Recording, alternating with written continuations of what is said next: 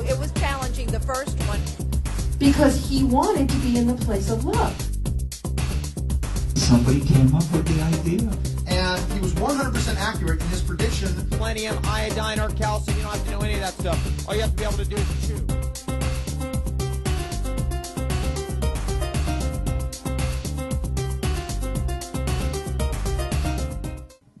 Thank you. Thank you all for coming tonight. This is usually the climax of the expo for me.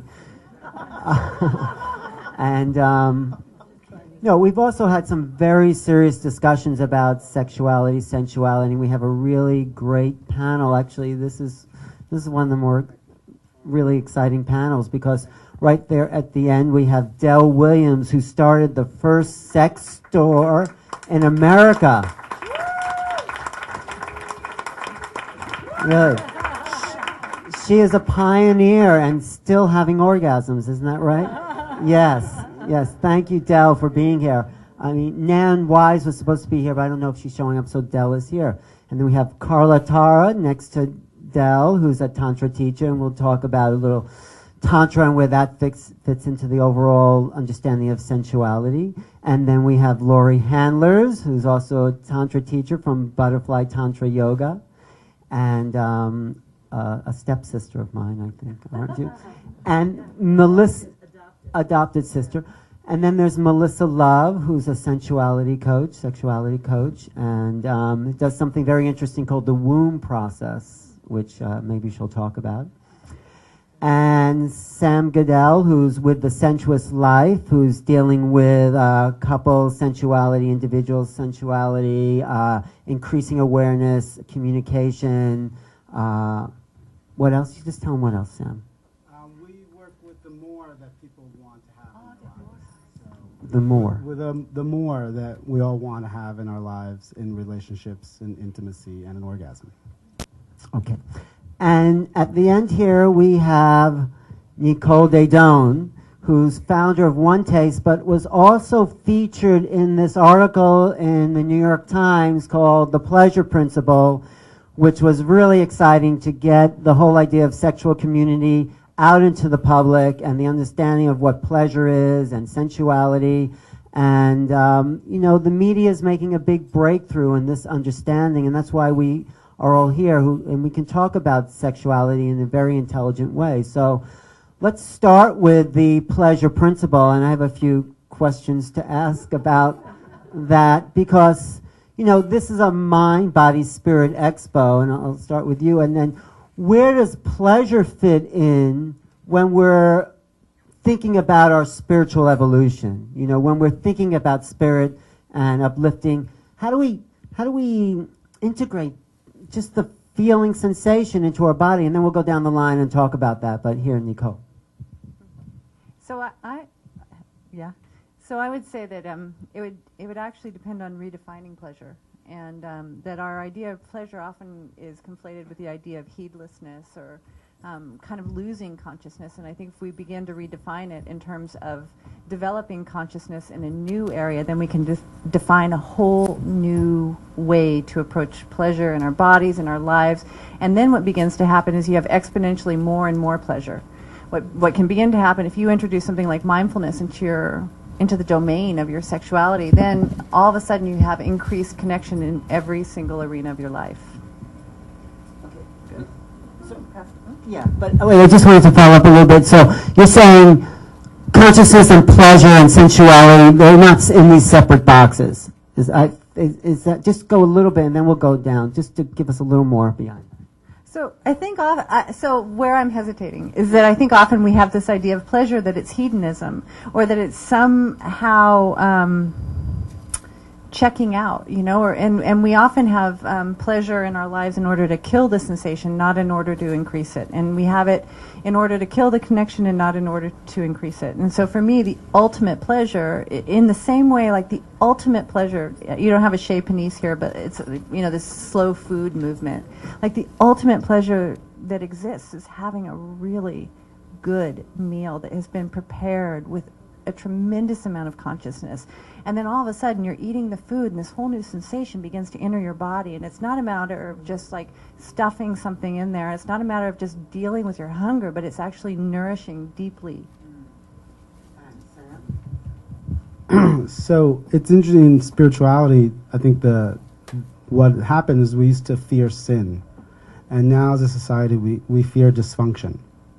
And I think what's happening is that people want to have more. They don't know how to access that more. They want to like have experiences and be free in expressing themselves and finding ways to integrate all these things in their lives and for it to make sense in their minds. And I think this is the where we're at in our society now is people are trying to figure out, well, if I do this, will it mean I'm this? And if I do that, will it mean I'm that? And they're just looking for some kind of permission to say, oh, go ahead and try it, and then see how it feels and give it a shot. And then, then you can try something else and try that one. So your work, how do you give people permission to feel in the work you're doing? Well, what it starts is with people having an understanding of their relationship to their sex and to their desire. And so they have to get to that core that is the them first. So then once they have that relationship into their identity of their desire and of their sex, then they can begin to explore because they already have a foundation, a similar foundation of who they are. And then they're not constantly in fear of this new thing that it might label them or people will think they're strange. So what we do is we take people and we kind of lead them through gates and through passageways so they can confidently know that there's somebody who's gone before them and somebody who's experienced this work, and take them by the hand and say, okay, try this for a little while. You don't have to do it for the rest of your life. You don't have to be tied up or, whatever it is for the rest of your life. We'll untie you. It's okay. But what is it? We'll experience that. Check it out. See what it is. Have some fun. Taste it like a good meal. Taste it. Like really relish it on your tongue and see who you are there. And that's what we encourage people to do. Right.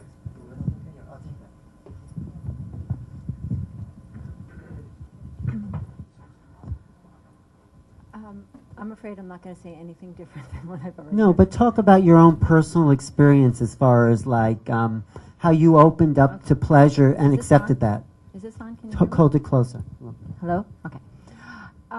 Yes, well, a lot of the work that I'm doing with my clients is about integrating the spiritual side with the sexual side and being okay that you like sex and being okay that you are a spiritual person and you can be one person enjoying sex and enjoying spirituality and giving yourself permission to feel on that level, to feel okay with who you are in the deepest sense of your spirit and your connection with your source, which is, in my experience, where I accessed source was through a sexual opening in childbirth and in my own bed. One of the processes that I do, which Alan was talking about, is the Holy Womb process, which comes from a master in India. And it is designed to, it's a process where you say mantras, and through this process you purify your sexual energy. So that's just one of the areas that is, with all of this stuff that we're talking about, is something that you can begin to think about. How can I get better at what I'm doing? How can I integrate who I am, and how can I give myself permission to really feel at my deepest core and be okay with everything, and through all of that be connected with my source. Thank you. That's good. Well, I look at Tantra as transformation through pleasure. Oh. So that's how I define it. I learned that Tantra meant expansion through awareness. And it is possible that through greater awareness we expand. What I mean by expand is be able to embrace it all. So that's the stuff we want to embrace in our lives and the stuff that we'd like to push away, like things that are bad in the world. I have all the potential for both in my body, for wonderful joyous pleasure experiences, and I also have the potential for terrorism in my own life. And if you've been in a relationship with me for a long time, you could know that I might terrorize you. Not on purpose, but I would. So how I see it is that when I say to people, okay, you have permission for pleasure, look and see in your body, how much permission do you have for pleasure? What automatically comes up is all the places where there's no permission. And we need to work through that. And I don't mean, and here's the thing, when I say work, I hate when people say, I'm working on that. Yeah, I'll get to that someday. It's not working on it. That's something I'm working on, and that's like a stalling process. So if you're someone who says that, I'm accusing you. It's really working through by paradigm shifting, by immersing myself and by immersing yourselves in processes, workshops, communities, individually, one-on-one sessions or community whatever it is, in processes that push us out of the comfort zone, that show us all the places where we don't have permission for pleasure. I just won't let myself feel that, and then feel it. And then go, oh, I lived. Oh, whew, what a relief. And then the other part is, in Tantra also, for me, is, whoops, there goes my bindi. Okay. For me is, whoops, is it on my nose? She's missing her bindi. I got transformed. The other part is to look to see if I can, what Nicole said, if I can slow down enough to expand my container, my body, to have more and more and more and more pleasure to receive. And the same thing, and my body's a female body, but the same thing for men in Tantra. To expand the male body more. Men are usually used to doing, and releasing. And in Tantra, it's more like, can you lie back and receive? Be in the feminine aspect and receive. And that's receive more and more pleasure by going slower and slower, longer and longer, like that. So. No, that's great. That's a really good intro to this whole. Okay, good. No, so thanks. I'm going to pass now. Yeah, to Carla. Wait, I want to say one other thing. Please. That Dell Yes. represents Eve's Garden. Eve's Garden is the sponsor of my radio show. Oh, well, there you go. Tantra Cafe. So I had to give you a little plug. Okay. We'll give her another plug. Yeah.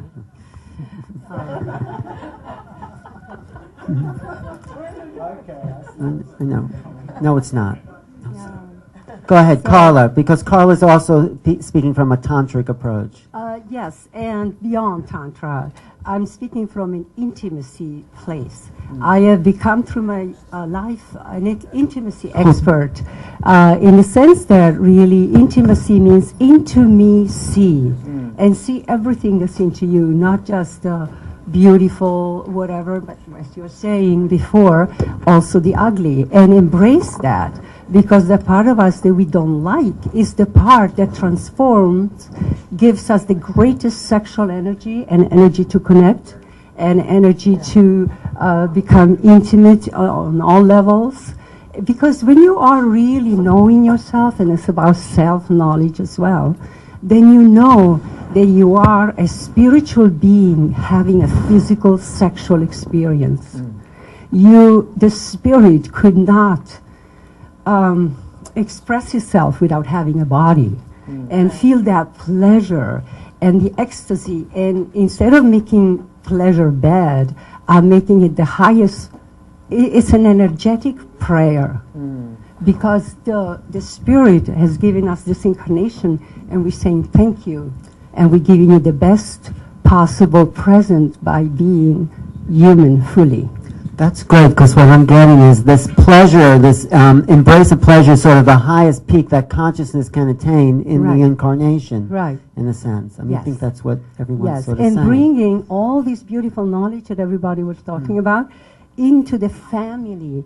When children grow up, they see two parents loving each other, connecting, instead of yelling and screaming, talking, asking questions, making sure that the question was understood. All of that is about intimacy. And when children grow up in a family that communicates well, they attract a healthy partner. they have a good life. So that's what I'm committed to helping people. Thank you. That's You're great. welcome. Yeah. And Del, actually, I think you have a very interesting story you told me once about how you first opened up to your sexuality. Can you talk about, well, you can say whatever you were going to say, but your experience, Del, where you were a real pioneer in the field. Well, I came to sexuality and pleasure and thinking about it from the feminist movement, from the women's rights movement. I saw that, hey, my own experience of discovering that masturbation was really okay and was great, and I needn't feel fear and shame about it because that's how I grew up. And that's how women of my generation grew up. And I could see the connection between feeling shame and fear and how that manifested itself in your own psyche so that you didn't have the power to be yourself, to have that confidence in yourself.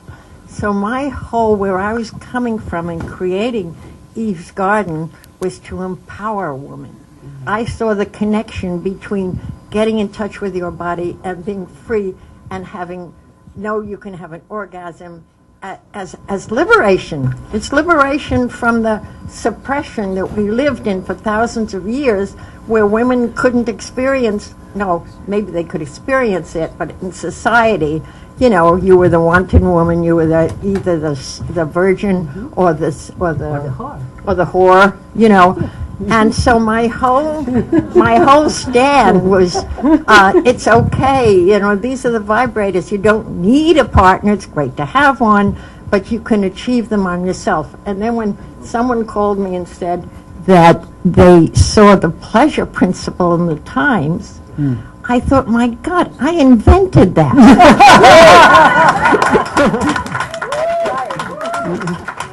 I mean, I really did. I thought I made it up in the 1970s, and I had a page in our catalog calling upon women to sign the Eve's Garden pleasure principles. Which says I have a right to experience pleasure, it's okay to love myself, and then they had to sign their name at the end. And here it is in the Times, But there was one place you told me, where you had that switch, I just want to quickly mention is that I have always been sort of aware of the fact that the orgasm is this electrical discharge, which is so great and healthy for you and what it does for you.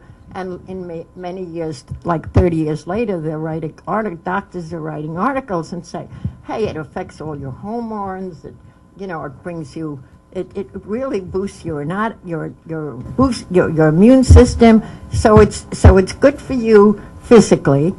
It's good for you psychologically because there's that spiritual sense of when you're connecting and being orgasmic, you're connecting with the universe, with what people might call God. And so to that end, when I was age 80, I decided to become an interfaith minister just because I wanted to have a pulpit and shout about the greatness of spirit and sexuality so that we all can get ourselves out of thinking dirty, awful, sinful, and all that stuff that we grew up with. So that's... Thanks. Thank you. That's so. But let's talk a little bit about this idea of intimacy and sexuality, because sometimes sexuality is a very not so intimate act. It's a way of not getting intimate. I mean, having sex, it depends who you are and what you do. But it is a very deeply intimate act, but it doesn't have to be. And so anyway, I'm just a little confused about the intimacy and sexuality, and I know that's something One Taste really works with, but we'll all talk about it. But, talk about your sense of intimacy and with sexuality or without. Do you know what I'm asking? Yeah. I can work with it. Okay. So our definition of intimacy is being inside of an experience. It has nothing to do with the actual conditions. It has to do with who you are within those conditions. And so that for me is the profundity of mindfulness, is just being with what is as it is, without judgment, without moving into the future, without moving into the past, but just being right there in that sensation without any expectation. Or if an expectation arises, just noticing the expectation that you have. And so often we have this idea about intimacy and what it is. And the idea is actually, it's the very small filter that rests between us and intimacy itself. And so much of what we practice is, it's just everywhere we go, just be with what's there. It's not anything fancy. And you know, one of the biggest things that I had to learn was, you know, I had this idea, you know, sexuality is, it's just, for me, it's nothing special. And you know, I don't think spirituality is anything special either. I think it's the substance of life. And you know, I think it's all special. And if I begin to pull some part of it out as special, then I actually miss, you know, what's right here, right now. And so when I first started my practice, I had this idea of like, I have a sexual practice and it's a spiritual practice, and I thought I was supposed to go to these exalted places, and sort of the kind of everyday mundane sensations that would arise, I didn't actually develop the subtlety to experience for many years. And then all of a sudden those everyday mundane experiences can grow to be really potent and powerful. You know, a lot of the things I just hadn't attuned my senses to know. And so for me, what, you know, probably the best definition of intimacy would be to have an attuned sense to what's happening exactly as it is. So it's nothing to do with someone else, you're saying, who I'm hearing. Intimacy is not about you and another. It's about you and your experience of the world. Well, you know, I think it's multifold, and I think my experience is that this pretty incredible thing can happen if I'm willing to be intimate with my experience. Then suddenly the people who are around me, we can step into intimacy a lot more easily. It's kind of like a field that wraps around people. If I'm just right here with you, all of a sudden it's easier for us to just be right here together.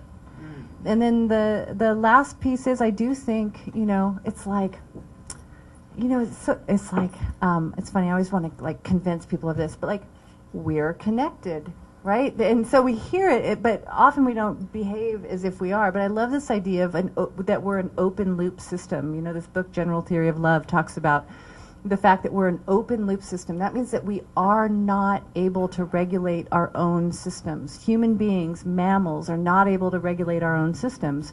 You know, you have an influence on my sleep patterns, on my breathing, on all of my internal regulation, and I do on yours. And we spend so much of our lives ignoring this fact that we miss the actual intimacy that's happening when somebody comes into my field and they move me. I'm moved by them, and to the extent that I'm willing to just simply to acknowledge that this is happening, just simply acknowledge how deeply you affect me, that's another form of intimacy for me. Yeah, and you can maybe in terms of also relationships, Sam, or... Yeah, I'll actually speak about being the only guy here. I guess I'll speak from that perspective. It's kind of a unique one. So I think for me it started that I really had I got out of a marriage, and I really then had to look at it, and I realized I had zero idea about relating. I had zero idea about intimacy. I had zero idea about being with a woman. I knew nothing. You know, I just started, I was like, okay, Sam, you really fucked this one up, and you really know nothing here. You know, so that was the good news, all right? I figured it could only go up from there, all right? And, you know, I just went on this quest to really find out what intimacy is for me, you know, to start with me, and to see what it is for people. And what I've kind of learned is that it starts with being in an organic relationship with somebody as they are, and for me to get the full benefits of that person as they are. So then I can just be with that and see who I end up being as they're being themselves. And I think what happens is we're trying to clamp down and control things, and we end up contracting when we want somebody to be different than what they are, so they'll suit our purposes. And then we lose the intimacy. We lose knowing that person for themselves. I have no idea who they are because I've now changed to be with me, to please me. Or I've changed to please them. So I don't have any idea who I am then. You know, and then, so I really feel in that this place of intimacy, and that it has to start with myself, to accepting me and having this relationship with me and acknowledging that, okay, I have no idea who you are, but I really want to find out. So lay it on, bring it on, I probably won't need any other, extreme sports if I just let that person be who they are. That's great. That's great. Great. You do a lot of intimacy relationship coaching, and I want to know how that works into the sexual practice and for you and for your experience. Intimacy. Yeah, Melissa. Oh, No. sorry. Melissa. You, Melissa. She Love. was into you. Well, I would concur with Sam about being okay with myself. Being okay with myself.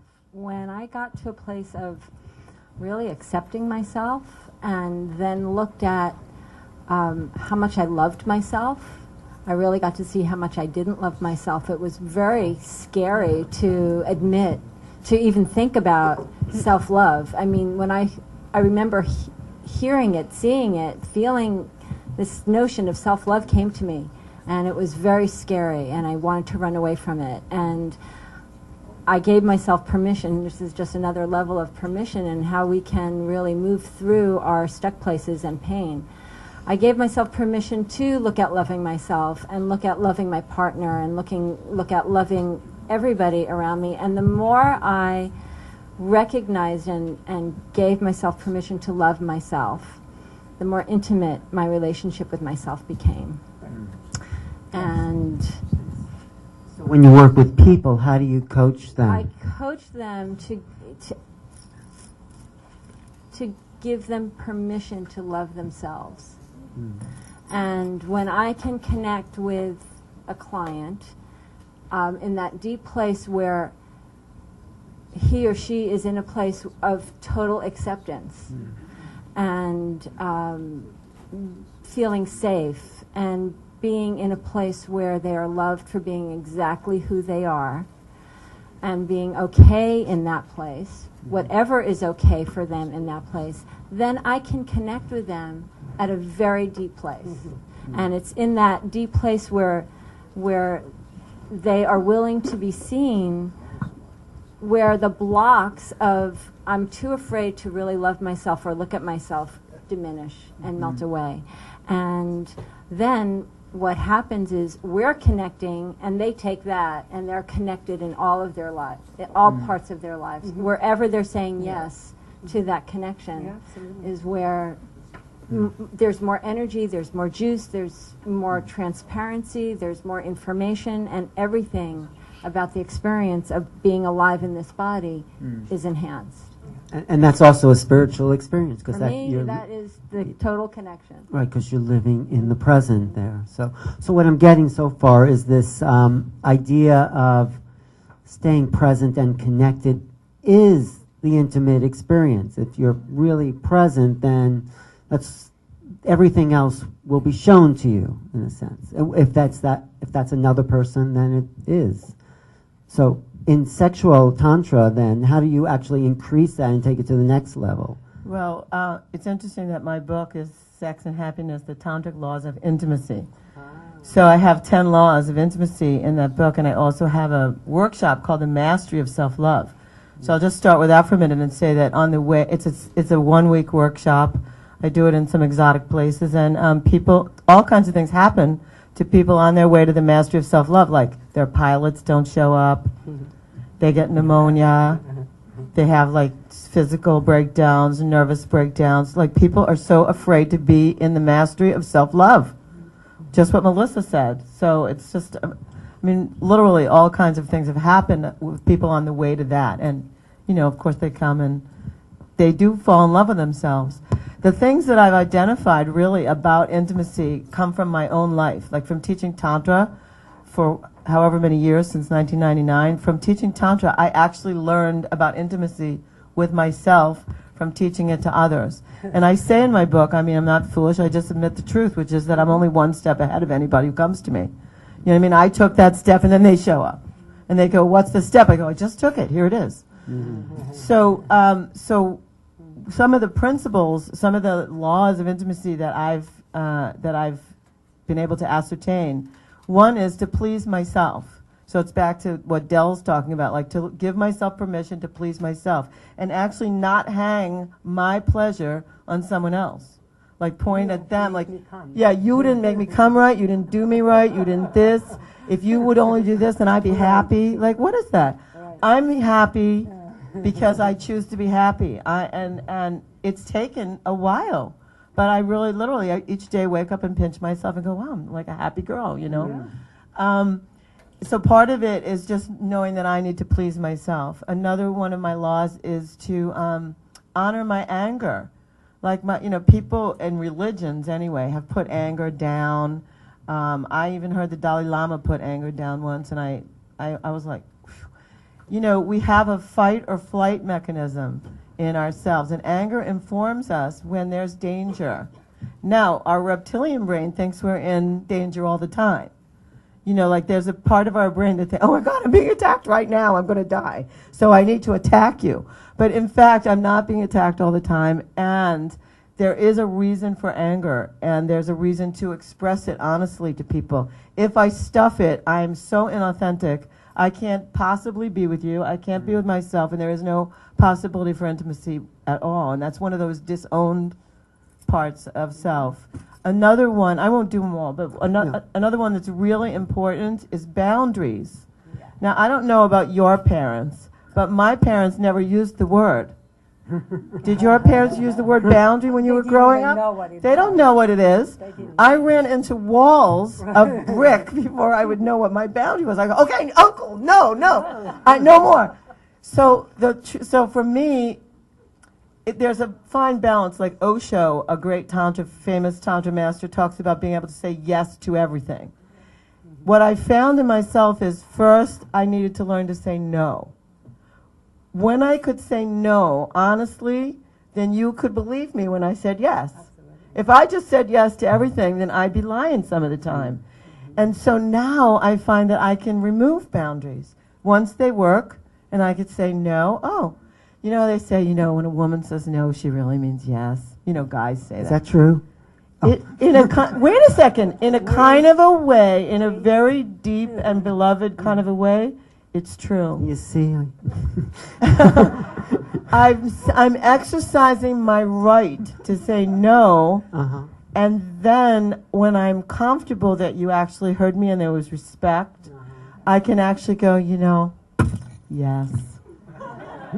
And I say it with surrender, which is another one of the laws. Like I surrender into the love and the intimacy that's really there. But sometimes women mean no when they say no. Yes, sometimes they do. And we're talking about intimate situations. We're not talking about, Okay, I got it. I'm not talking about if someone's like trying to hustle me. I'm really talking about like in an intimate. So when you're with a partner and there's that intimacy, it's the resistance would be the no.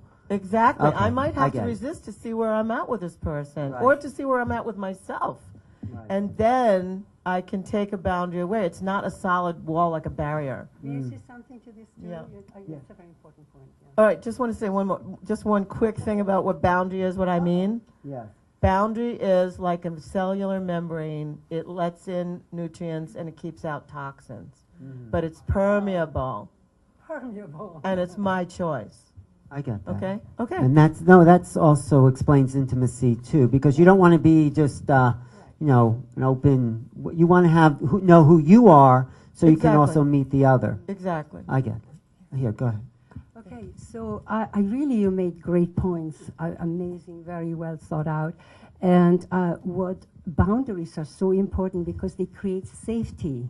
Unless there is safety, a person cannot really open up in pleasure.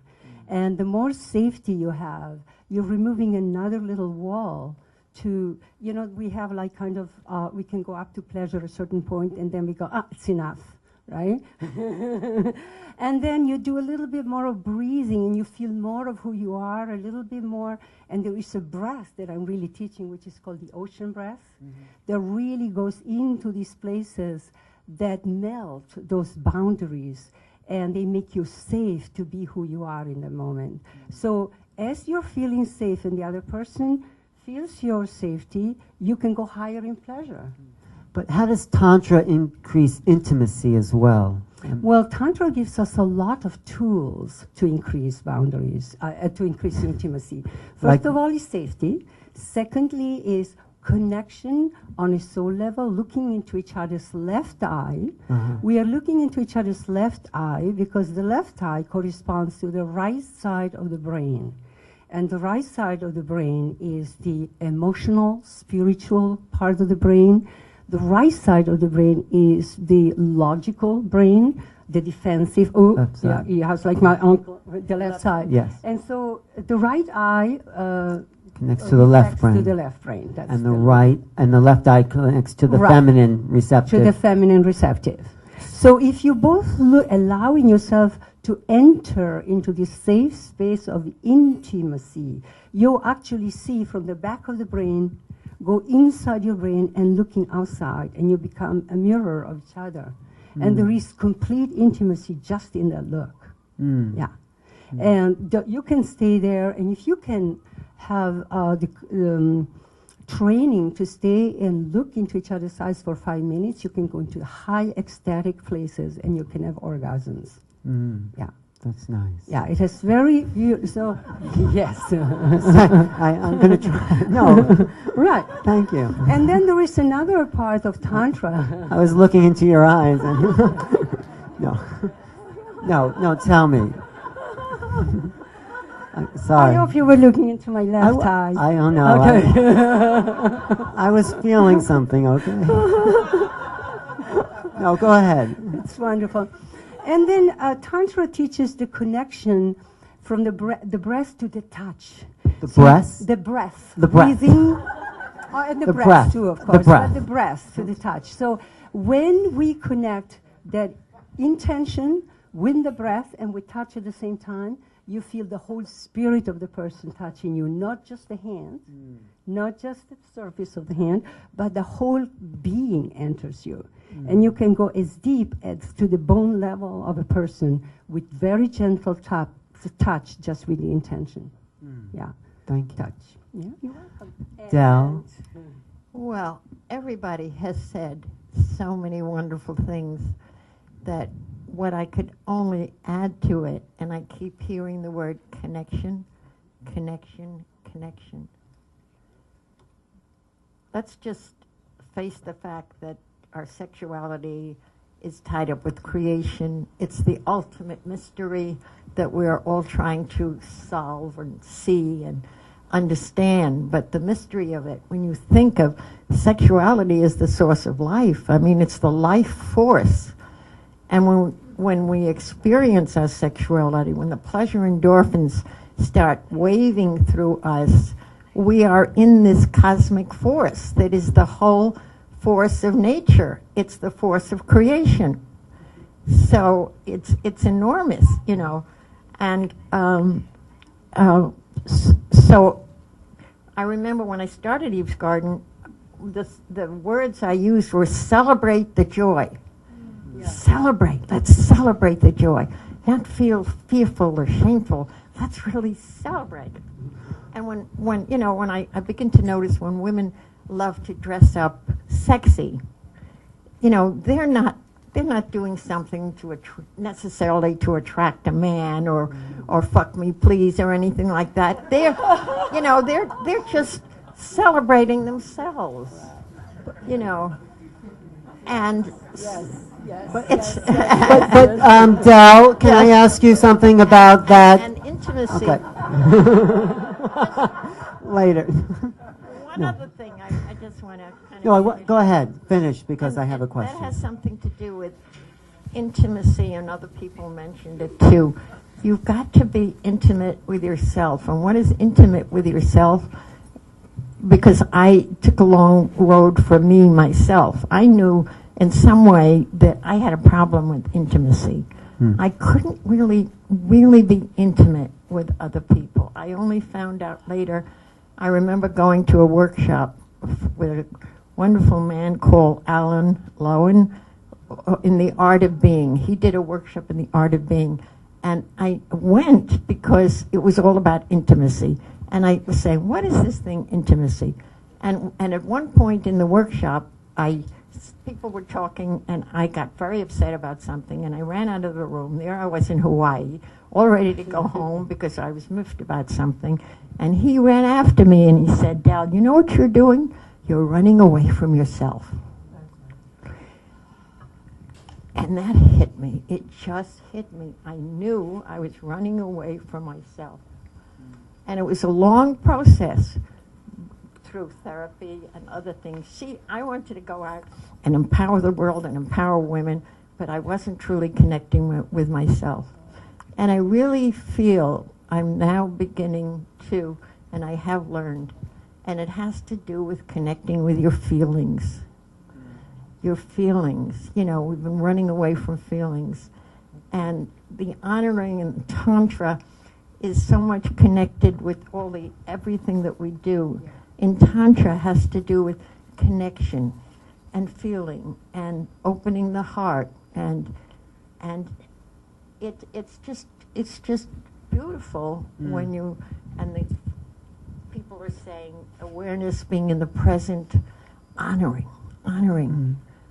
people, honoring your partner, honoring everybody, you know, seeing love in yourself and love in others. And our sexuality should be part of the mainstream of education in schools. Definitely, and yes. people learning about love. And I've always felt that the expression was always God is love, and for me it's always been love is God. Love is God, you know. Thanks. Okay, now you can ask me a question. Just a long... Okay. What are you doing later? No. No, that's... No, I'm going to bed with my magic wand. What? No, the question... What? Going to bed with my magic wand. That one. Well, I want to talk about masturbation a little bit because actually Melissa and I were talking about this before the panel, and just seeing does that sometimes get in the way? I mean, it's one step, but it seems like it can also get in the way of being intimate with someone else because you get used to something and then it's harder to connect. But how do you see the role of masturbation and connection with someone else?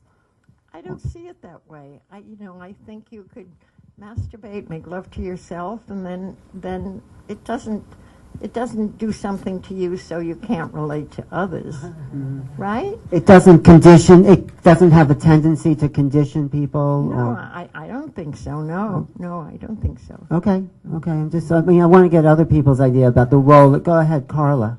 Yeah, I have an idea that masturbation is absolutely essential to become a good lover. First of all, you need to know how your body responds before you can gently ask your lover to do certain things so that you get both to the highest pleasure, you get to win.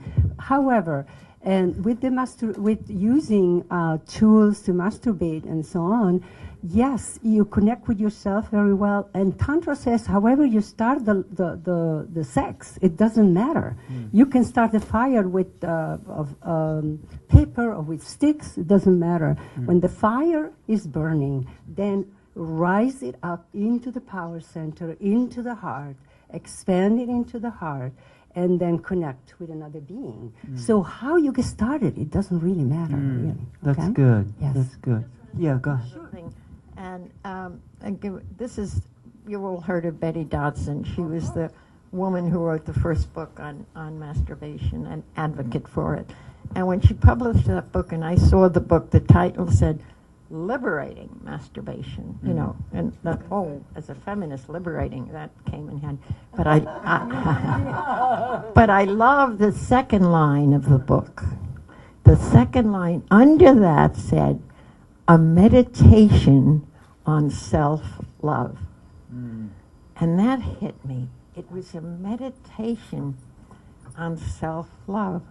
And the more you meditate on the fact that you're self-loving, that to me expands your ability to love so that you become a 10 times better lover with another person. Right. You know. So I just wanted to add that. Yeah, go ahead. Meditation. And we stay on the same. Yeah, let's talk about this a little bit, and then we're also going to take questions from the audience. But we'll go through the panel. Yes. So, a couple things. Someone gave me that book. That's the first, and that book was the book that set me free to be able to make Sex for One is the new name of it, but it was called Liberating Masturbation. And Betty Dodson was like my hero in those days. And that's how I heard about Eve's Garden. I mean, it was in the 70s or something. And it was unheard of then to actually for women to actually have that freedom with themselves. Right. It was just. Basically, I felt that what Eve's Garden was doing was giving women permission and saying it's okay. And just 2 years ago, I went to a conference on sex educators and therapists, and a woman came up to me with tears in her eyes. And she just thanked me. So profound. I just have to thank you. You know, and other women I've heard that, because what I did was say, it's okay. Celebrate the joy of your sexuality. Yeah. Go ahead, Laura.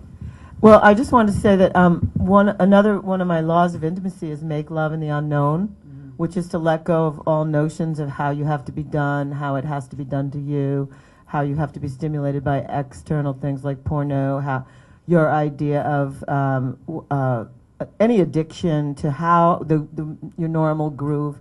But first, before people can make love in the unknown, I assign homework in my classes, 21 days of self-pleasure. The men have to do it to 21 days of self-pleasure for 3 peaks and not go over the peak, like not come for the 21 days, like actually breathe the energy up and learn to like breathe up sexual energy so it circulates in their body. Women have to do it too, but at the end of each 3 peaks of that day, they can actually orgasm. I want them both to get used to expanding to receive. But for men, I want them to really not push the energy out, to actually let it come up and see what would happen if their body rides with it. But after they get it in their bodies, I want them to let it go, like forget about it, because I don't want people when they're together to go, let's see. She said, should I breathe? Right, that's the thing. That you can, if you do, yeah. Right. So the masturbation part is people training it on themselves, like getting it in their own body, so that when they're actually then in a self-love situation or in a love with another situation, a sex situation with somebody, that they're not in their heads, thinking that it's already in their body, and their body will respond in a natural way, the way the body will respond. And lots of tantric breaths and eye gazing and the things we've been talking about will happen when people put it like purposefully, like learning a new skill in their own body. And then I say to them, forget, like let it go. So I think masturbation is really important for all the reasons said, and to train ourselves for some very specific things. Right. Thank you. That's good. Yeah. Well, my experience with a fair amount of my clients, and everything that you've all said is great. However, I do get a fair amount of clients who tell me that they have conditioned themselves so much to masturbate that now they're with their partner or a new partner and they can't come together, or they can't come except unless they masturbate. And my response to that is exactly what you just said. It's a condition, it's a pattern. But is that also because maybe they know the women might have a different orientation to masturbate? Same thing. I think it can be the same thing for men or women. I see both. And how I approach that with them is that it's an opportunity to see where you are and to see where you can go. What else can you do? So if it is a pattern, and if it's a condition that you can't get beyond, or you think you can't get beyond, what are the opportunities there that present themselves that now you can maybe try something different? So it can be a stuck place if you want to stay stuck, but you can definitely move through it. Okay. Carla, you said... I wanted to just add a little bit to that. Please. It's all a matter of being conscious. Yeah. is consciousness. If you become unconscious with listening, just listen to that, you are unconscious. You're not connecting with yourself or with your partner. Right? But if you stay conscious, you keep choosing to expand that energy. First of all, you have to have an intention. Okay? I'm intending to make love to myself in the presence of my lover, we both, in order to expand each other's energy and love, and then together we can go higher with consciousness. Right. And so what the last thing you said, Melissa, was about the intention. Just repeat that last part. I think what I said was that you can be, if you think that you're going to be stuck there and stay there, you will be. But if you use it as an opportunity to see what else you can do, then there's a whole other world out there. So what would that look like? Then what would you say to people? I would say, okay, explore a sensation in a different way. From making love in the unknown, like Lori mentioned. Making love in the unknown. Being open to receiving pleasure in another way. Beyond your normal expectation. Beyond the normal pattern. Yeah, because that's the amazing thing about human beings. We have an infinite ability to experience sensation. Yeah, so I think, there's so much that we haven't experienced compared to the little bit we have, and that gets locked into a pattern, and it's like we're missing the rest of the world. So do you want to talk about that, Sam? Sure. So interestingly enough, we're working on a documentary, and it's sensual biographies, and it's we're allowing people to be their sensual self, express their sensuality, and then speak it. And what we noticed, what happens, you have to slow down a lot to have your words catch up to what's going on. So then that increases the sensation quite a bit. And one of the things that we've seen in the documentary is that people are masturbating, but it's one of the first times that they're bringing their pleasure out into the light of day. That for them, it's just been this place under the cover in darkness, closed door, nobody sees them, there's so much shame attached to it, that all of a sudden there's this freedom that they feel because there's this camera and they're talking about their relationship to themselves and their masturbation and what their pleasure and the relationship to their own pleasure.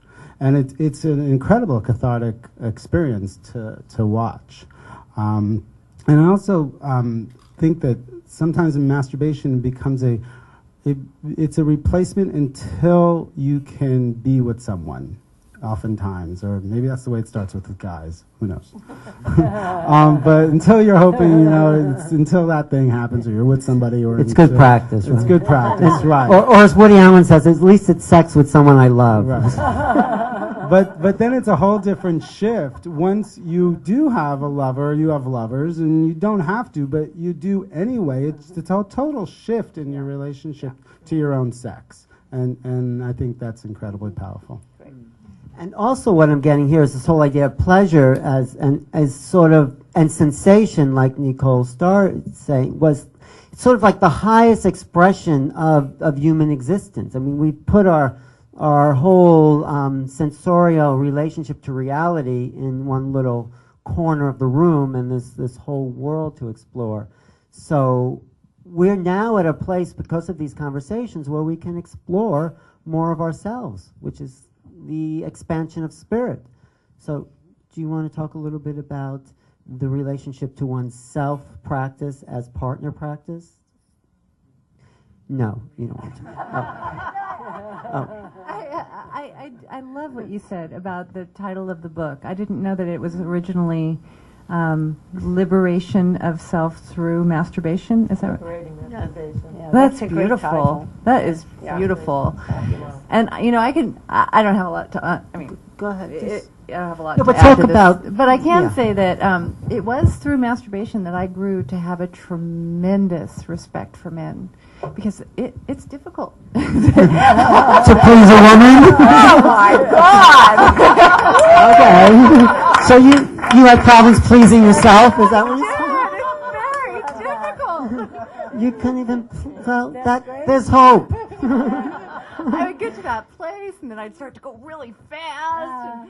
Yeah, you know, a man, any man who's willing to take his time with my genitals. Gratefulness. Power to you. That's great.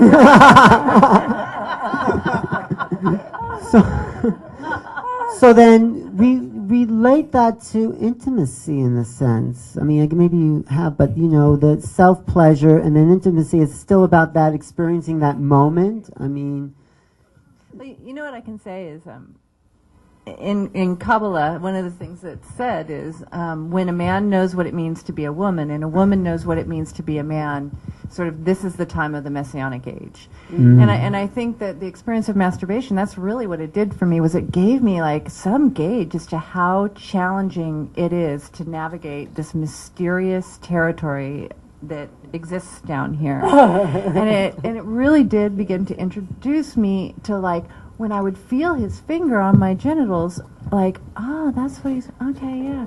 And it gave me a different way to gauge my experience than I had, you know, prior. So there was that added sensation to who you were. And And I think it's a continuum, right? I mean, well, it's like there's masturbation, there's, you know, orgasmic meditation, there's, you know, sexuality in terms of intercourse, and they're all different ways to explore this arena. You know, I was talking with this woman today and saying it could exist, it could be on your arm. It doesn't really matter where it is. We just happen to, for whatever reason, the symbol of my clitoris carries with it a tremendous amount of baggage. Wait, so you're saying there's no fine line between sensuality and sexuality? Because that's always been a little confusing for me.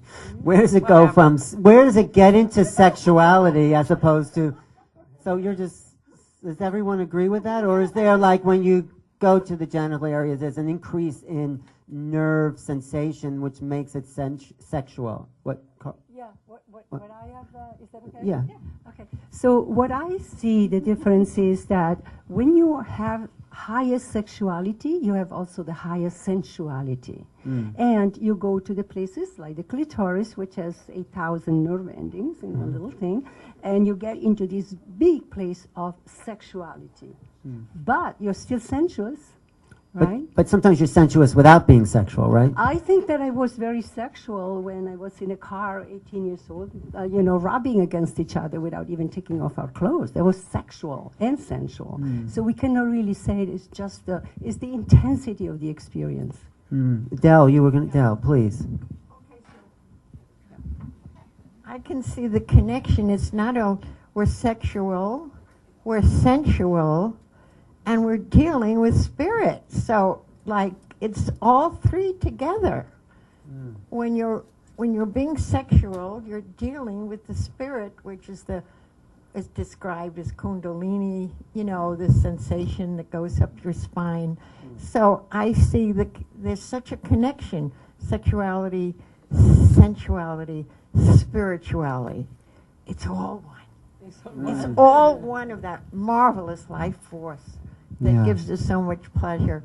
And I love the fact that people are beginning to think more of using the word self-pleasure than masturbation. Right. Because so many people have a thing about masturbation, which I had for a long time. I wish why. Clinical. Yeah, that's right. You know, having Can you also tell that? And I have another name that I want to start placing around, is that when you want to make love to your partner, or when you want to have sex, you don't say, let's have sex. Sex is gender, you know, male, female. What did I think of? It's like, oh, would you like to, yes, would you like to go to the goddess with me? I like that. You know, or you might say God, but that's where you're going when you start to make love. You're connecting with the infinite. Infinite. Can you also tell that story about how you got over your embarrassment about what was it, dildos, I think, and you finally, there was a story growing up before you got into Eve's Garden where you were so embarrassed about, this is what you told me, about sexuality, you didn't know how to approach it, and then... And then, of course, attending Betty Johnson's workshop. Right. and learning that masturbation was okay. And I wouldn't be shot dead if anybody saw me do it. So, so that was another experience. Right. And somebody mentioned something about a shoulder. A shoulder? I don't know, somebody mentioned something. And I remember when I was 16, I just have to please. say this. I was 16. I never knew what the sexual feeling was. I am sure my mother did a number on me as she did on my brother about masturbation, so I never did touch myself as a kid. I didn't even think about it, you know.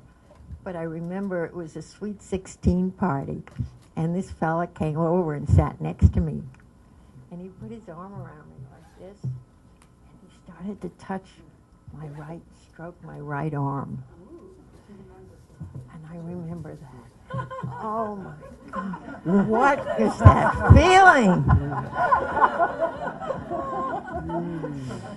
I didn't really learn too much more since the 16, you know, until I was about 18 or something, when I had my first experience with sex, which was kind of rape, date rape, the sort of thing.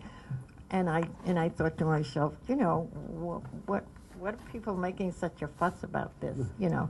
And you know, and God didn't strike me dead either, you know. So, and it wasn't until, as I say, later on that I began to honor it and realize the beauty of it. Thank you, thank you. Okay, does anybody have a question? Yeah, stand up, please.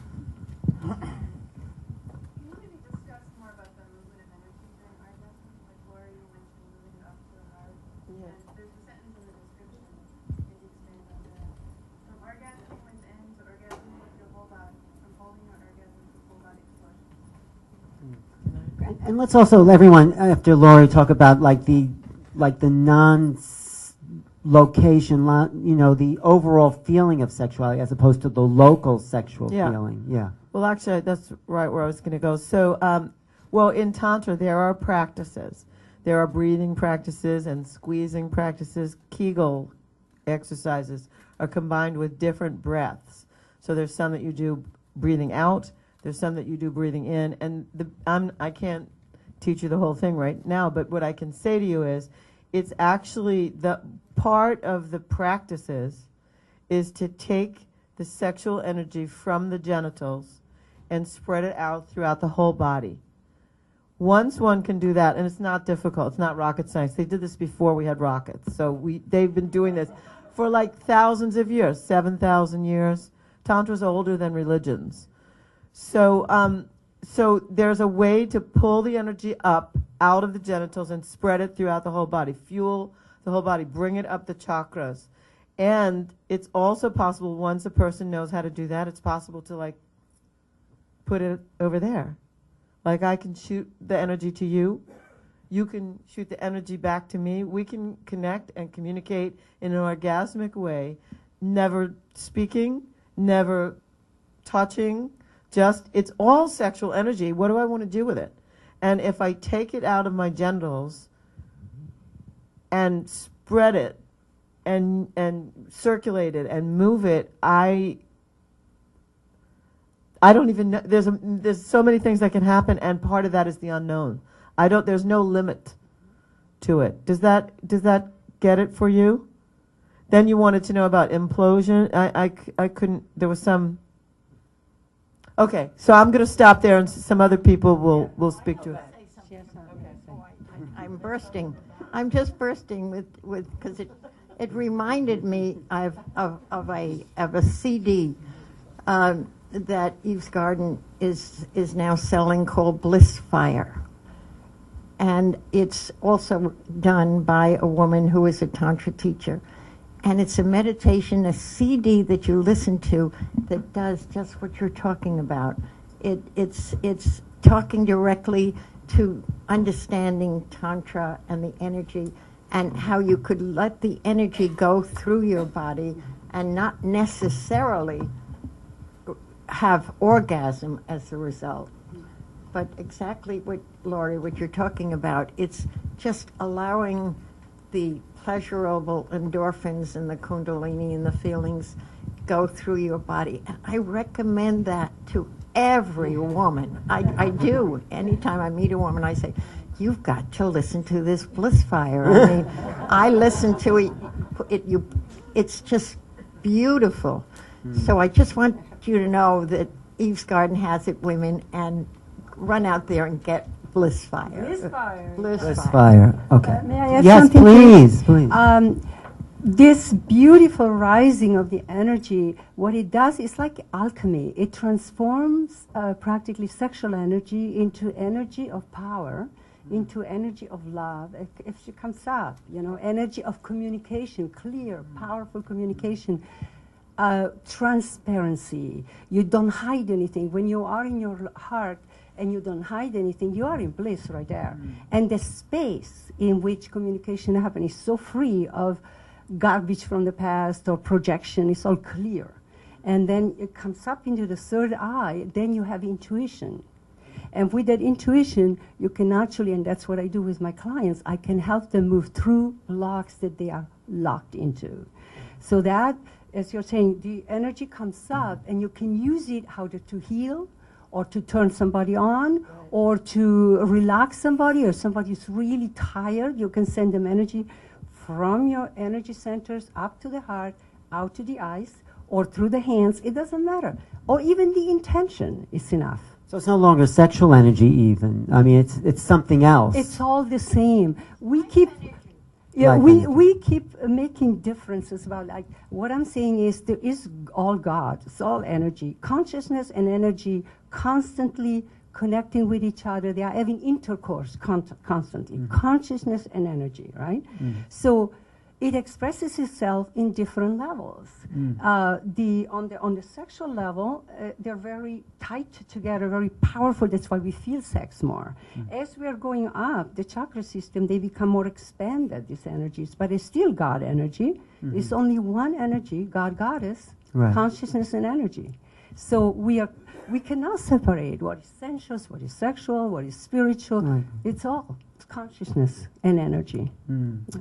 Melissa, you have something? Yeah, please.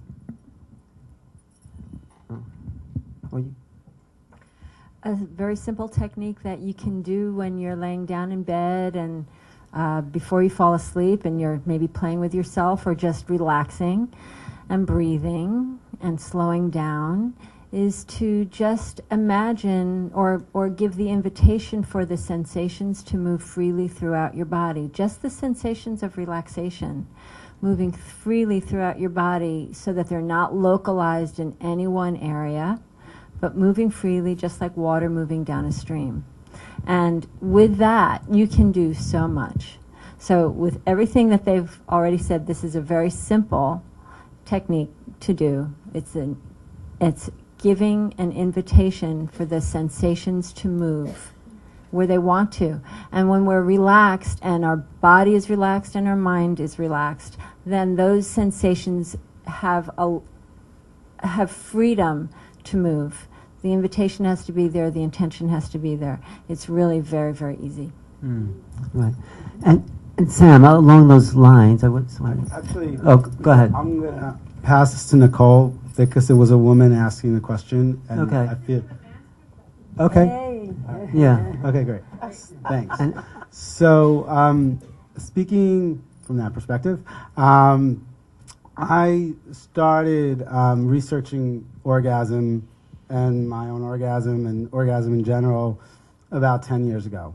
And what culminated for me in that was after learning a practice that I learned from Nicole, which is orgasmic meditation, and being part of One Taste for 5 years, is that my body was in an automatic state.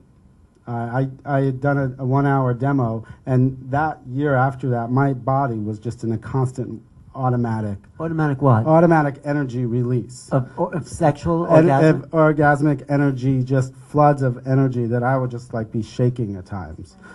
So it was a 1 hour demonstration of the practice of orgasmic meditation, which is a practice of two people coming together to to experience the orgasm that's between the two of them. And it's one person stroking another person's genitals, but stroking it for their own pleasure. I'm going to let Nicole actually say more. But the... so that was a practice, that's a practice that I've taken on because I wanted to know orgasm. I wanted to know it in relationship with women, and I wanted to know my own. So once I entered into that, though, I had to then let myself go. I had to just let my body have it, whatever it was going to happen. So whatever way the energy was going to flow, I just had to get into agreement with that. And it shows up in some incredible, remarkable ways. You do all kinds of things you'd never think you'd do in your whole life, but you do them. And it's just like being in the out of control, in that place where your total involuntary system is just activated all the time. And you kind of feel like a freak in nature for a while because you're walking around just activated. You got all that Shakti. I mean, you took... Well, you know, okay, you can call... okay. And it's energy, or you can call it that. And but it's, you know, for me, and I was engaging with it not from getting stroked, as there's a practice for guys, getting stroked, but from a practice of stroking women for sometimes up to 5 times a day, and but consciously taking that on as a practice. And the energy just looped through me where I was now activated. And I was directly connected to her energy.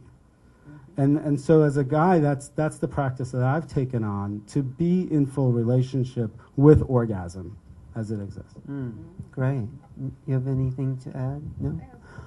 Okay, because no? Okay, because Sam, I also want to know... Okay, but just this one part about... Then did sexuality and sensuality start to merge? Because it seems like it's much easily merged in women, as opposed to my experience. My research in my own, I started to research my identity to my sexuality, all right? And I started doing that, actually, I just stopped having sex. And so I can feel what it was. I was living in an intentional sensual community where people are having sex, but I chose not to, which is all part of the research. And one things I learned is that I have a really small range in my sex. That I actually it doesn't take a lot for me to feel full. And as a guy, that was really disturbing because I thought I was supposed to be a stud and go on forever, and I'm watching them around me and like, I'm feeling like a total loser. But then I got into like, I was like, oh, this is me in my sexual identity. This is me, and it has nothing to do with the woman or anyone else. It's my relationship to my sex. And then I had all this freedom to how I wanted to engage in my sex and sensuality. And I do have them as one thing, and they might occur differently or show up or be viewed as differently, but they are one. But I then had my own individual relationship to my sensuality and to my sex, where it wasn't about the woman, and I could freely say no thank you. And it was very powerful as a guy to say, no, thank you. I don't want to be sexual right now. Or, oh, I'm good. We made out, and God, I just feel all this energy, and it feels good. I'm good right here. I don't need to have any more. Thank you. Thanks. Okay, there was a question. Yeah, go ahead and back. First of all, I want to acknowledge the last speaker. I find that it's a similar experience, that it becomes reciprocal. The guy actually winds up getting energy. In my case, I actually wound up craving the energy. So it actually made me stronger. So I just want to acknowledge you on that. My questions to the panel were that regarding their opinion on female ejaculation, whether someone has an opinion on scientifically or philosophically regarding what's too much, is it excessive, what's the do's and don'ts, and is there a precaution regarding female ejaculation? Is there a precaution regarding female ejaculation? I would think not, but let's talk to some of the females. Anybody want to touch that? Go ahead. Okay, go, please, Del. Yeah? Okay. Anyway, what I wanted to say is that women are very lucky. We can have as many orgasms as we want and as much ejaculation as we want. We are not losing energy. Man is losing energy. Is that what you meant, the danger? I mean, why would there be a danger in female ejaculation?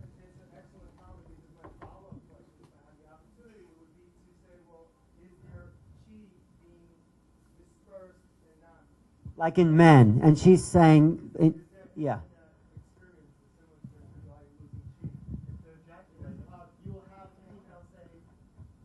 No. Yeah, a precaution is just, I would suggest, even a suggestion for the man is to ride the woman's waves while she's having those orgasms, taking that energy in, expand your own energy, and then at the end you can either rise it up or you can also ejaculate. There is an ejaculation choice. If you're young enough, you can do it often. If you're older, less. Because, you know, that's the only But thing. I do think the Chinese say that the men lose his chi, but the women actually gain chi We gain by chi. creating those fluids.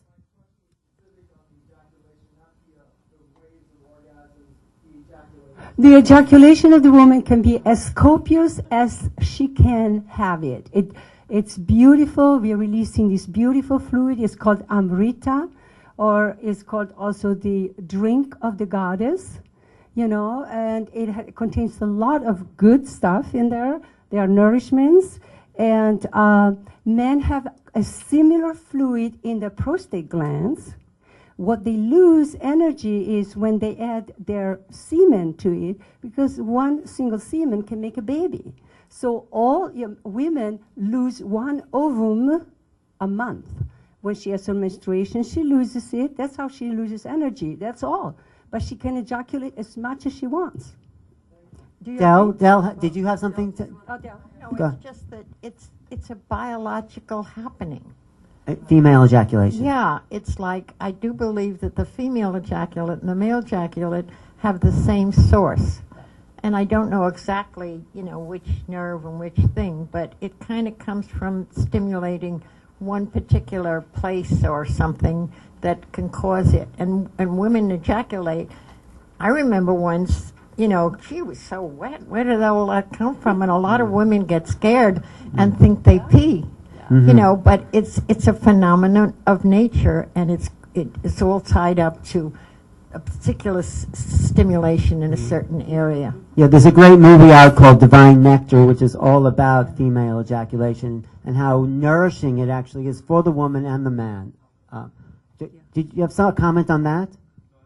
Oh, wait, 1 second. We'll finish up here. I wanted to say, you know, there are women though who women have come to me in my years of teaching Tantra who have wanted to stop ejaculating. Yeah, because it was out of control. Like they would just maybe have a drink of wine or something and then be sitting next to somebody and all of a sudden they would be wet. Their whole the whole stool they were sitting on would be wet. There'd be a puddle on the floor. Because they were excited, or somehow? It's like for some women it becomes an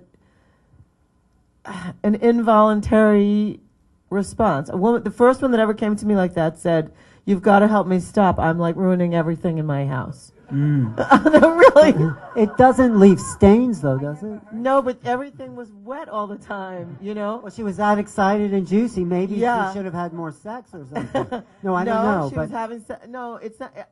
She's not the first person. So can you help women stop? I don't know how. I well, really maybe don't know how. So maybe like Del said, it's a natural response. I don't know how. For them, it's become embarrassing or whatever. Like on a dance floor somewhere or whatever. All of a sudden, there's a puddle. It has. I've met a number of women like that, and they don't like it. In Japan, they collect those fluids and put it on skin problems. It's called benwa bowls. They just have bowls under women like that. I'll call them. It's very healing. And tell them. Tell them there's a job in Japan for them.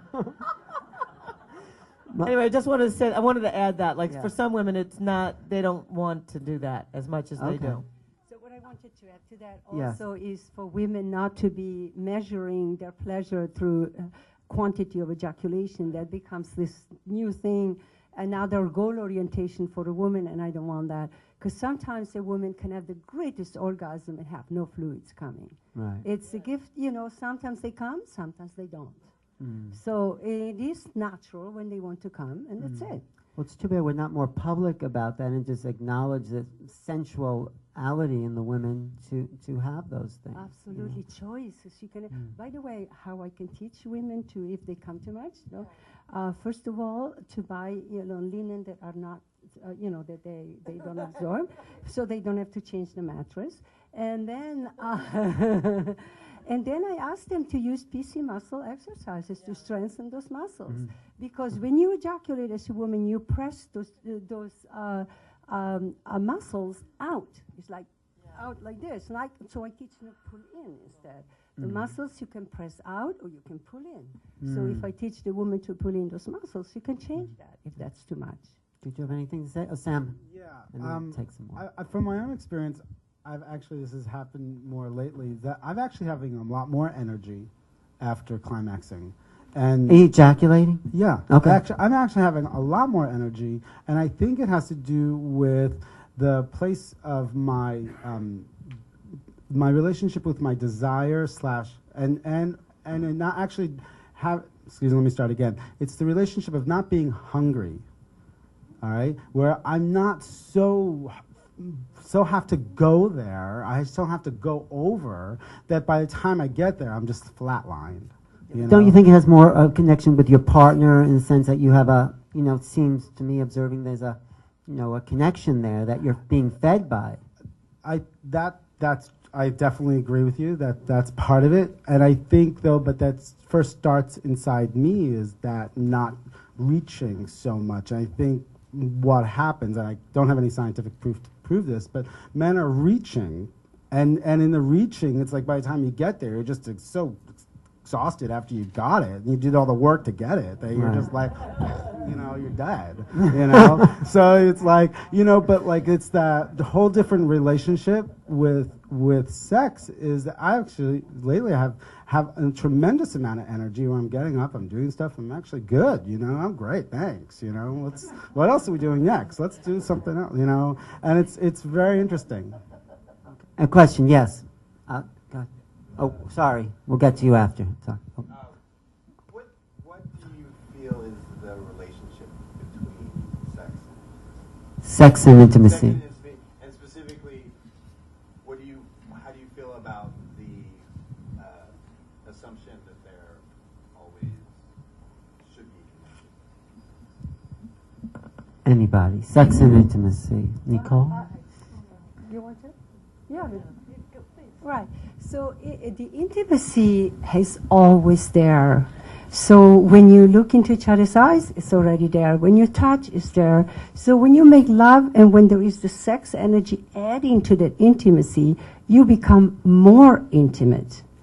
If you're tuning out, because I say you will reach that plateau, more than that you cannot receive pleasure, then of course you cannot be intimate. You just have sex. But if you can expand that intimacy level to include the power of sexuality, then you can go as high as you want to be and still be intimate. And looking into each other's eyes, when you get to orgasm together, is wonderful because it takes all that wonderful sexual energy and it transforms it into this deep intimacy and spirituality at the same time. Thank you. Anybody? Was there a question? Yes, please.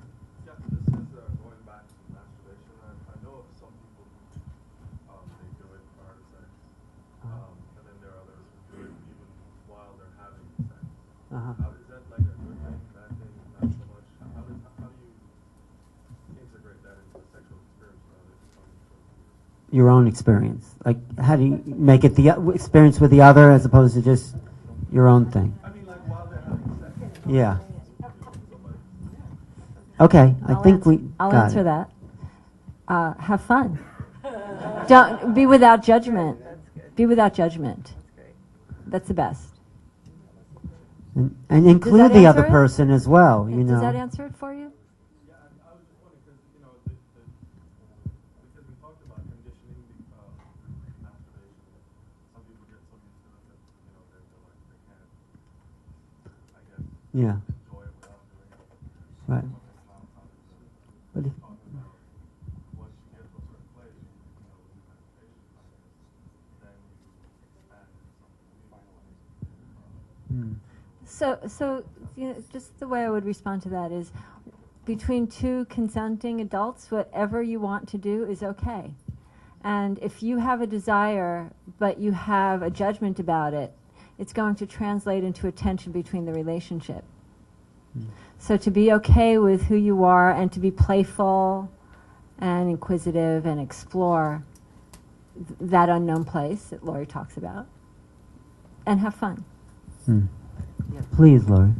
I would just recommend a couple things. I mean, if you did orgasmic meditation, the kind that One Taste teaches, Nicole's, there would be a new opening in terms of sensation, and you might, and it's not you, but I don't know, who you're exactly talking about, so I'm assuming it's you. Okay. It's a good friend of his. My best friend. It's not me, but my friend told me. Anyway, so for all the friends in the audience, It's okay. It's okay. We've all been there. I would highly recommend a number of different things. One is to explore sensuality and sensation through doing orgasmic meditation by taking the courses at One Taste and learning just a whole different way of being with sensation and another, and the role of the other there, and what has or hasn't to be done. I mean, it just takes people to a different place. And also in Tantra, I would also recommend learning Tantra, because Tantra gives a lot of breath and a lot of different squeezing, like Carla's talking about, squeezing the PC muscles and the anal sphincter muscles, and doing different things that change the whole palette of one's what's the word it gives people more capacity to experience different things. So if anybody's kind of stuck there, like, oh my God, I have to masturbate, or I'm like, maybe you don't, but the person wouldn't know what to do to be different. And I know that I'm just talking about two things. There's Tantra, there's One Taste, there's other things, especially in this city. There's a lot of things people can explore to explore sensation, and it might change everything.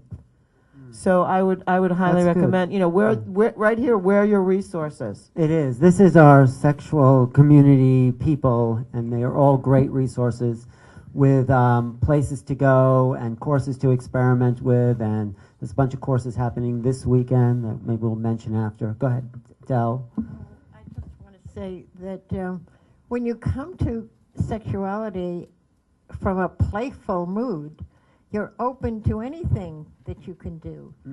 And so when you're with a partner, like take away ego and take away judgment and just do what, and accept if your partner can't reach orgasm with you, well, let them do it themselves right there in front of you. And people have this thing about other people watching them, And I was just so pleased. This was about 2 years ago. I read an article in the Village Voice by the woman writer who wrote about mutual masturbation. Just being in the same room with another person, and you're both masturbating. And I think there's something, the electricity that you see, and the energy, and the coming up in the other person kind of transmits itself to you. There's a field effect for sure. Right. Actually, I went to a workshop one time, and I watched a man masturbating, and I was watching him, and it got me terribly excited. Yeah. Well, maybe we'll do I use that as a fantasy. We'll do a group orgasm. Should we do that? There's something about the connection. Everybody sees the energy, and they, and look at it as playful and fine and wonderful, and not that you're not good enough. Like the men think, oh, I can't please her, but maybe he's not touching the right place. I mean, somebody by the name, what's his name, created a theory or a practice called coital alignment. Coital alignment. Which is a particular position Sexual position. Such as it's a missionary position in that the man is on top of the woman, but when he's on top of her, he's like higher, lifted up over her pelvis, so that his penis penetrates the lower part of an area right near the urethra from which the G-spot, whether called a G-spot or no, it's another spot. It's not the G-spot. There's another A spot. spot. It's an A spot. A spot. Yes, I think it's the right, A. right. It's before the G. A before G. No, I was just reading about that. Yes. and actually, Eve's Garden sells this film. You could actually buy the film and see how that position is, you know. And it's just they found out that women in that position, it's more likely for two people to reach orgasm at the same time, and there are higher chances. Research has shown of the woman becoming orgasmic. Well, let's become orgasmic. If Carla, maybe you can lead us in a little breath, and then Lori can do like the group orgasm thing that she loves to do. Can you? So why don't you start with the breath, your breath, Carla, and then Lori can take over. And okay. So we'll do that little. We're starting with group the ocean practice. breath. Well, the ocean breath is a breath that you're taking in a very relax your belly. So if you have a belt, loosen the belt, because we want to connect the heart with the sex center. If you have that belt tightened there, it doesn't connect too well. And put your hand there, close your eyes, and open your mouth, actually. Because, and do the sound like a sigh.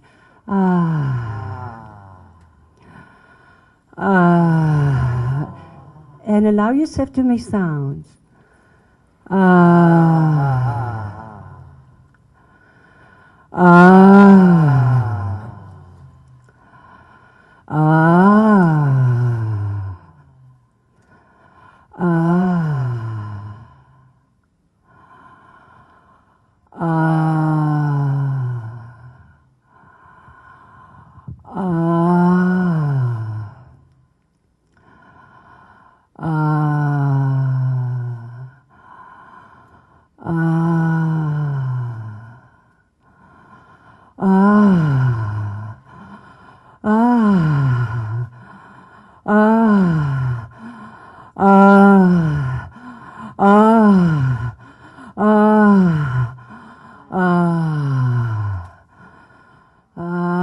Let the wave be different. Lori, do you want to take over? Taking over. My body's taking over. And any puddles on the floor? Okay. Okay, it's similar, a little different. I'd like you to just begin squeezing your anal sphincters and your PC muscles. So when you're squeezing, should we stand up? It's actually easier to feel sitting. It's great when we stand. I don't know. We'll sit for the beginning. Sitting position. Sit down. Okay. So we'll just squeeze your muscles. So when you're squeezing them, you actually start going up. Squeeze, squeeze, squeeze, squeeze. Now you can do it quietly and not go up. Squeeze, squeeze, squeeze. Okay, you're squeezing. Keep squeezing. Squeeze, squeeze. Now you're going to start to make the ooh sound. Ooh, ooh, ooh, ooh, ooh, ooh, ooh, ooh. Now ah, ah, ah, ah, ah, ah, ah, ah. Now alternate. Ooh, ah, ooh, ah. Faster. Ooh, ah, ooh, ah, ooh, ah, ooh, ah, ooh, ah, ooh, ah. Let yourself go. Ooh, ah, ooh, ah, ooh, ah, ooh, ah, ooh, ah. Now stop. Transmute. Inhale through the nose. Squeeze every muscle as tight as you can in your body, your face, your fist, your shoulders. Hold it, hold it, hold it. Take a sniff. Hold it. Now let the energy all the way back down through the mouth. Ah.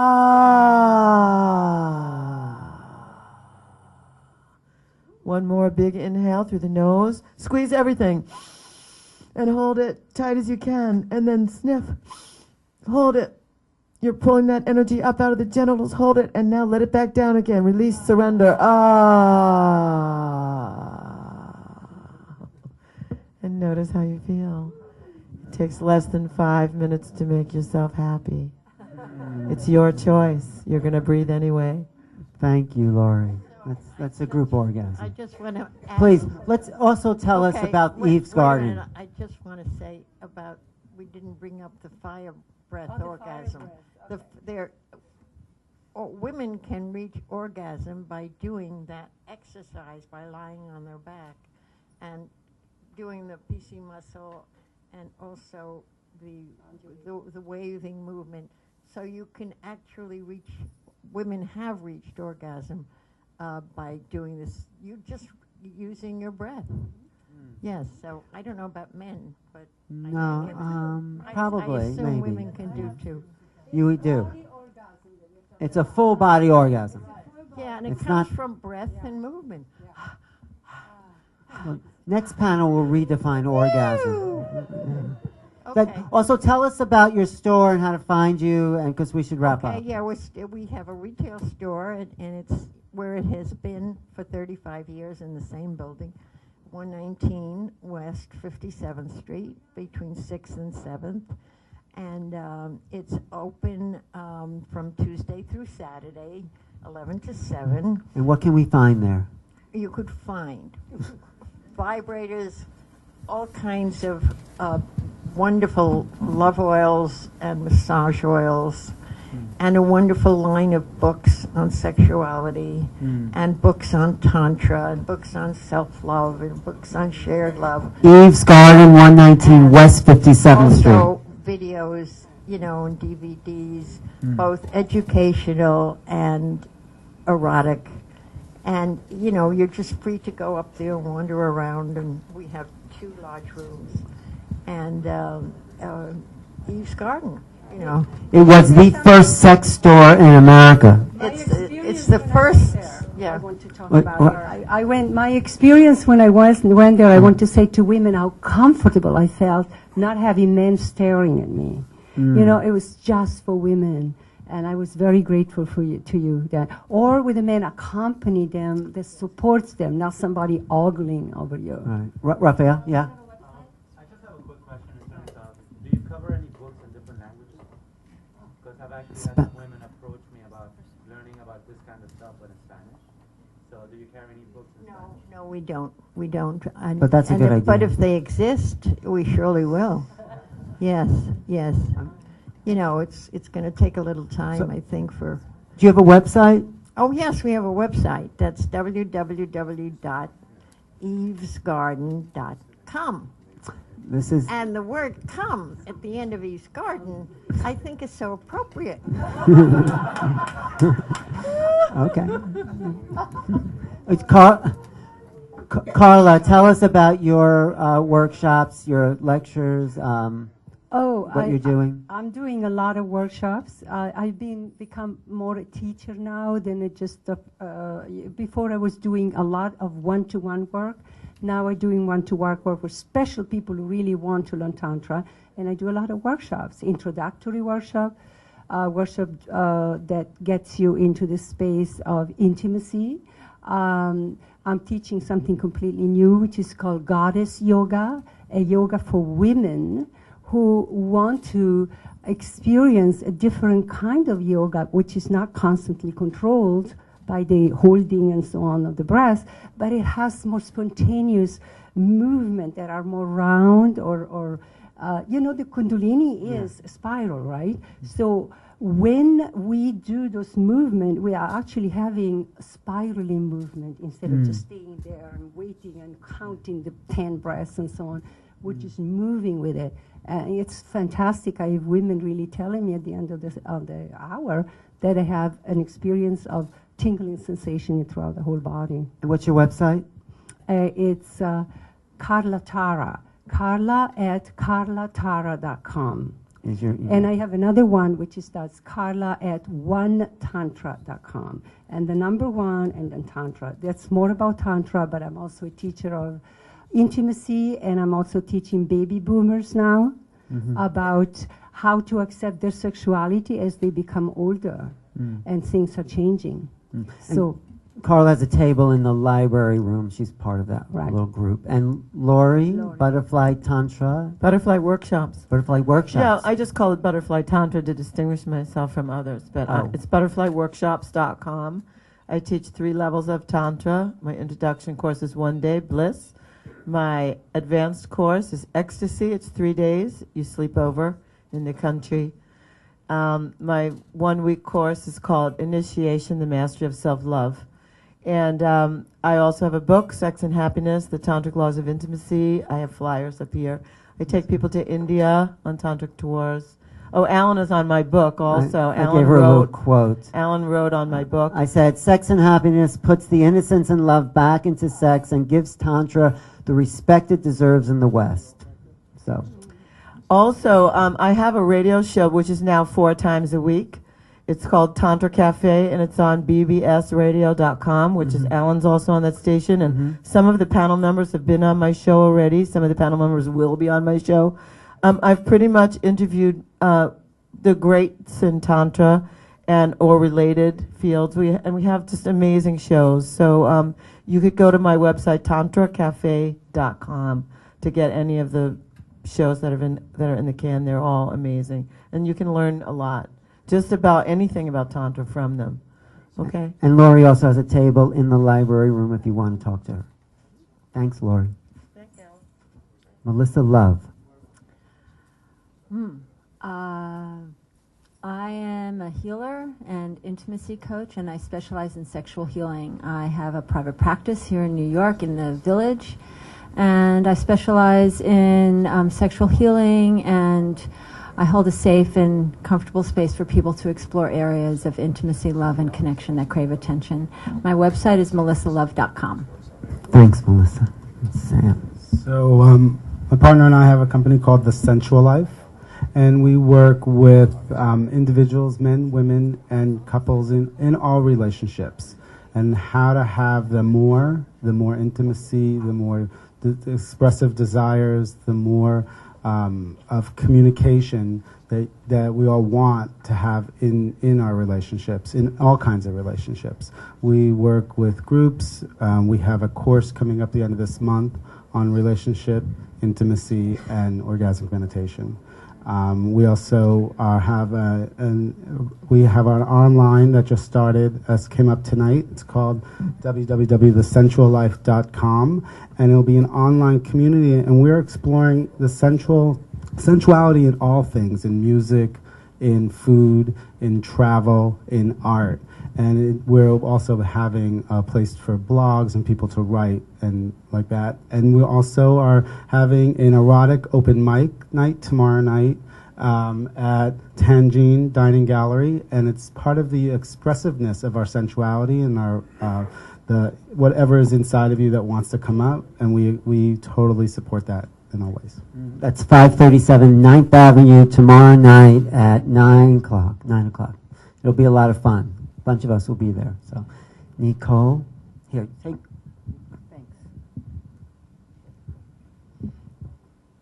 So we have a www, although I'm not supposed to say that, onetaste.us. And one of the primary things that I want to offer is we have this amazing course coming up. It's an ongoing lecture series, and we have speakers like Dr. Helen Fisher, we have Thomas Moore, we have Ralph Steele, who's an amazing Thai forest monk, and all of these people in different fields who are the experts in their fields are coming together and talking about mindful sexuality and intimacy. So that you can find on our website, and along with a tremendous amount of videos and writings and different ways to access our community. Beyond that, we have centers both on the West Coast and on the East Coast. And tomorrow we have a course on a new model for man-woman relating. And on Tuesday we have a lecture somewhere at One Spirit Alliance. So and 330 West 38th Street. Wow. Yeah. Yeah. So if you want to take Nicole's course, you can talk to Rachel right over there. Raise your hand. And I'm Alan Steinfeld, and I have my website, New Realities, which includes a whole range of metaphysics, including sexuality and consciousness and UFOs and everything that's really at the leading edge of consciousness. I put on the website, so check that out with my podcasts and interviews and articles. So thank you very much for coming tonight, and thank you, panelists, and thank you.